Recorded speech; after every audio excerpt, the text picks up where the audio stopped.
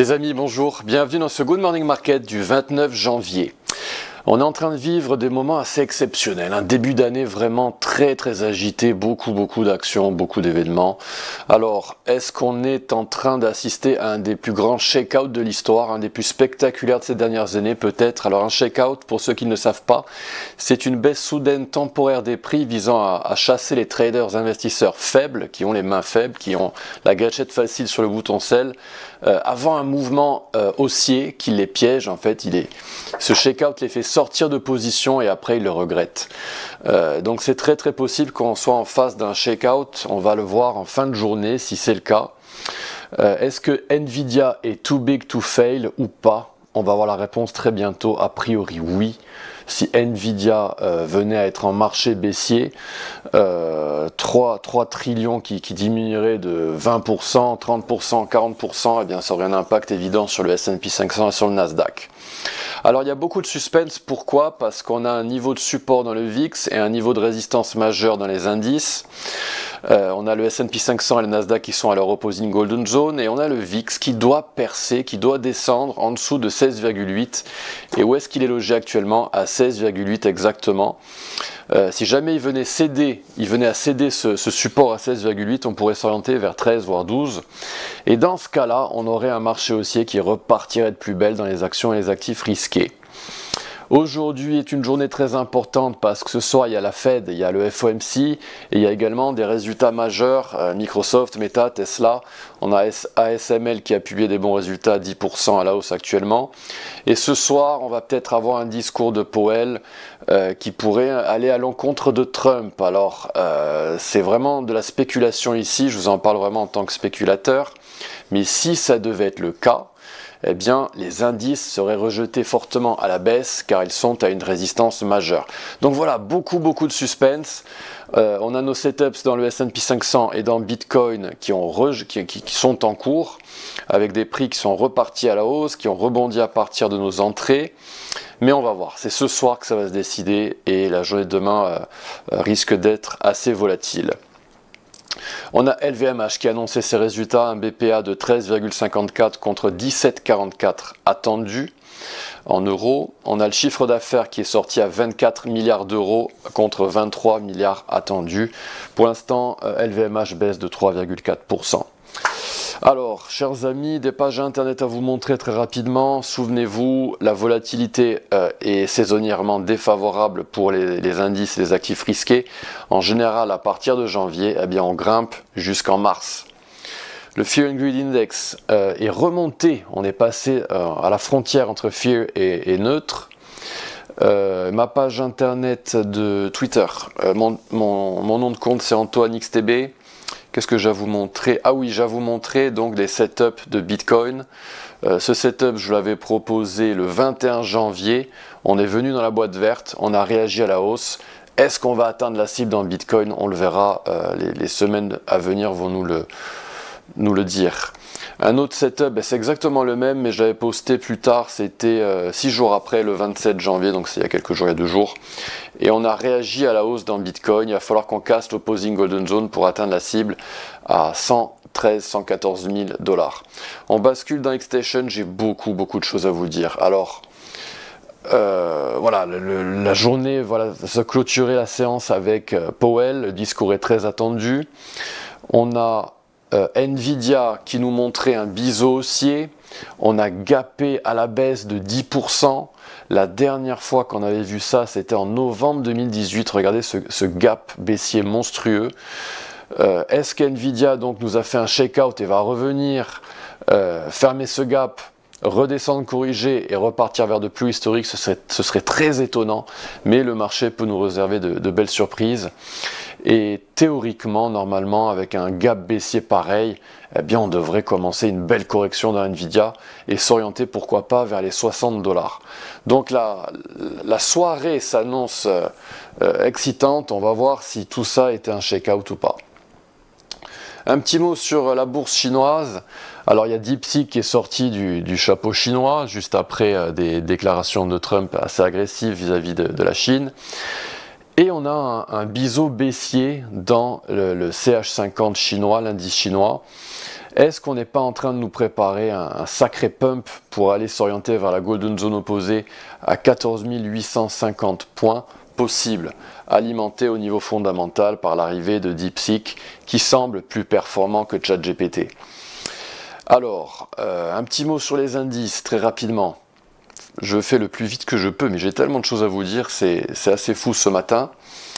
Donc, on s'est quitté hier avec le S&P 500 et son mouvement mesuré haussier et son support vert ici avec un support situé entre 5985 et 5944. On a eu ce rebond et on est en train de pousser fort dans le S&P 500. On a percé la golden zone opposée. C'est un signal haussier, c'est un signal qui nous dit oui, c'était un shake-out, ce qui s'est passé dans Nvidia et dans les marchés, les indices en général, avec ce mini crash, ce mini dump. On est en train de s'orienter vers 6245 points dans le S&P 500. Dans le Nasdaq, on est en train de pousser fort, on est en train d'essayer de faire un double bottom, un double creux. Et on est juste au-dessus de la golden zone opposée. On est sans doute aux alentours du retracement des 70,7%. Et voilà, c'est toujours possible de dumper, mais c'est bon signe notamment parce que le S&P 500 lui a cassé sa golden zone opposée. Donc on verra tout ça ce soir, on en reparlera demain dans le GMM. On bascule dans le gold.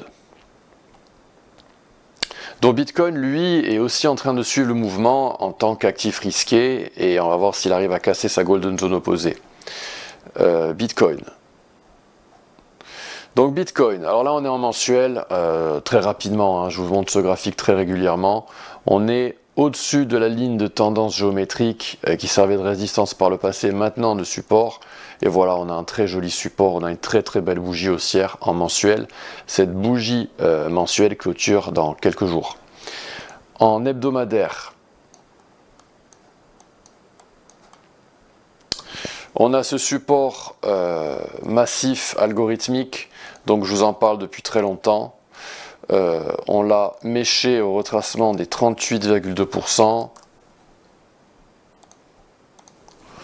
Voilà, 2543, on est en train de s'orienter vers les 2942 $ l'once dans le gold. On arrive à une résistance majeure. Ici, cette résistance est située à 2785 environ. Il est possible que, à cause de cette résistance, on fasse un beau retracement à la baisse. Donc je vais nettoyer un petit peu mon graphique. On a effectué un mouvement mesuré haussier avec cible atteinte. Cette cible atteinte est alignée donc avec cette résistance horizontale. Et on pourrait redescendre dans le gold, dans cette boîte verte, située entre 2713 et 2668. Ce serait pour un mouvement mesuré numéro 2. Alors les mouvements mesurés haussiers et baissiers, je les ai définis via des vidéos éducatives pendant Noël.